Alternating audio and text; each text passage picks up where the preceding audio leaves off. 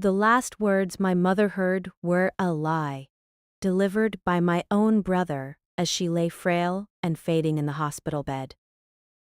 And the cruelest part? I believed him. It was just another Tuesday. A quiet, sterile room, smelling faintly of disinfectant and despair. My mother, Elara, was slipping away after a short, brutal illness, and my brother, Marcus, was holding her hand, his head bowed. Then he said it. The 7 words that convinced me to walk away from my birthright. Mom wanted me to have the farm alone. The emotional shock instantly disarmed me. I didn't question it. I didn't challenge him. I just wept, consumed by grief and the false weight of a final maternal wish. I'll never forget the cold, calculating look in his eyes as he looked up from her hand. A look of pure, unadulterated triumph. Hello, I'm Cassandra, and you are listening to my story. If you're new here, please drop a comment and tell me where you are listening from right now. I always love seeing how far these stories travel. Our family farm was everything. Not for its monetary value, though the land was worth nearly $4 million, but for its soul. It was the place where my parents built their life, where my mother taught me how to skin peaches, and my father taught me how to drive a tractor. The house, built in 1945, smelled perpetually of wood smoke and dried lavender. For years, it was assumed the farm would be split between us, the 2 children. Marcus had always been the golden child, the one who stayed close, ostensibly helping Mom and Dad run the books after Dad passed. I moved to the city for college and built a career in corporate finance, visiting every summer, but never permanently returning. The subtle signs that something was wrong started weeks before Mum died.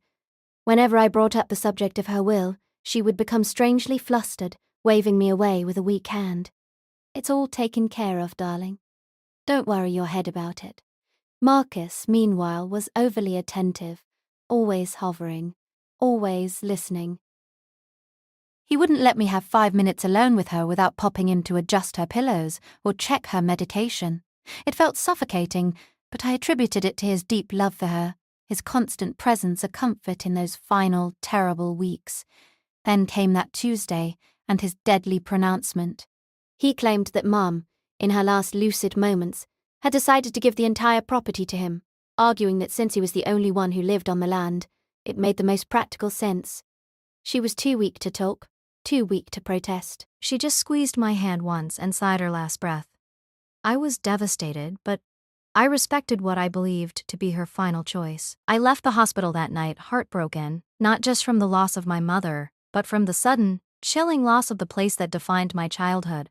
I didn't argue. I didn't push. I drove back to the city, signed the initial paperwork his lawyer sent, confirming I had no immediate claim, and tried to bury myself in work. I was numb, trying to believe that Marcus, my only sibling, wouldn't use my mother's deathbed as a staging ground for a calculated betrayal. I desperately needed to believe it was true. 6 weeks later, I returned to the farm. I came not to claim anything, but to perform the simple, painful task of clearing out Mom's kitchen, the heart of the home. I started with her recipe collection, a battered red binder that held 3 generations of handwritten secrets. The recipes were tucked into a heavy wooden box by the pantry. The box was familiar, always slightly dusty, always overflowing. As I lifted the binder out, something slipped from between the pages of a stained, handwritten cookie recipe. It was a small, white slip of paper. Not a recipe, it was a receipt. My heart hammered against my ribs as I read the faded ink. It was a receipt from a notary public, dated 3 days before Mom was admitted to the hospital. The services listed: witnessing and notarizing of 2 signatures on a last will and testament. My mother had updated her will right before she fell ill.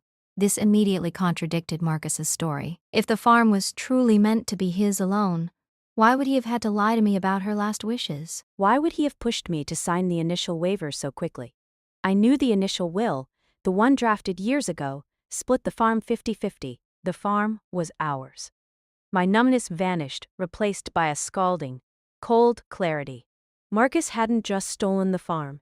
He had exploited our mother's passing, using her death to drive a wedge between us and line his own pockets. The depth of that betrayal was a physical blow. I didn't call him. I didn't confront him. I didn't want him to know I had found his dirty little secret. I took the receipt, tucked it into my wallet, and walked out of the house. I had spent 20 years in corporate finance. I knew how to navigate legal maneuvers. It was time to stop being the grieving sister and start being the woman who knew how to get what she was owed. I lawyered up with the best estate attorney I could find, a former prosecutor, sharp as a tack and known for her aggressive approach to estate fraud. I sat in her sleek office and presented her with the small receipt, the only physical piece of evidence I had. This proves she signed something, I told her, and it proves Marcus knew about it because he was the one who was with her constantly. I need you to demand the probate court produce the will associated with this notary date. My lawyer, a woman named Diana, took one look at the receipt and smiled a slow, dangerous smile. He didn't think you'd look past the grief, Cassandra. That was his first mistake. The next morning, Diana sent the official legal notice to the probate court and copied Marcus's lawyer. The notice demanded that the last existing will, dated 3 days before my mother's hospitalization, be formally recognized and produced for distribution of assets. We didn't even mention the lie. We didn't have to. We just demanded the truth. The explosion came not from the court but from my brother's cell phone. I was in a meeting at work, my phone silent on my desk, when I noticed the screen lighting up. It was Marcus. 1 missed call. Then 2. Then 5. By the time my meeting ended, the number of red bubbles on my screen showed 20 missed calls from him, along with a string of frantic, barely coherent text messages. Where are you? Call me now. What is this letter? What are you doing? It's just paperwork, Cass. Don't ruin this. Pick up the phone, you greedy bee. The last text proved everything. He wasn't concerned about me or our mother's memory. He was only concerned that his greedy scheme was unraveling. Don't ruin this meant don't ruin my $4 million theft. I didn't answer. I didn't text back. I forwarded the entire exchange, the 20 frantic calls, and the abusive text directly to Diana. She replied immediately. This is golden. He's panicking. It confirms 2 things. 1, the will exists, and 2, he knows it doesn't favor him. The court produced the official document 1 week later. The will, signed, dated, and legally notarized, was exactly as I had always believed it would be. The farm was divided 50-50 between Marcus and me. He had lied, banking on my shock and grief to trick me into signing away my half before the official document could be entered into the system. The resolution was swift and cold. Marcus's lawyer tried to fight, arguing Mum was under duress when she signed. But the notary's signature, the clear text, and Marcus's recorded history of trying to force my hand were irrefutable. The farm was divided. I immediately hired a property management company and told them to lease my half to a neighbor who had always loved the land.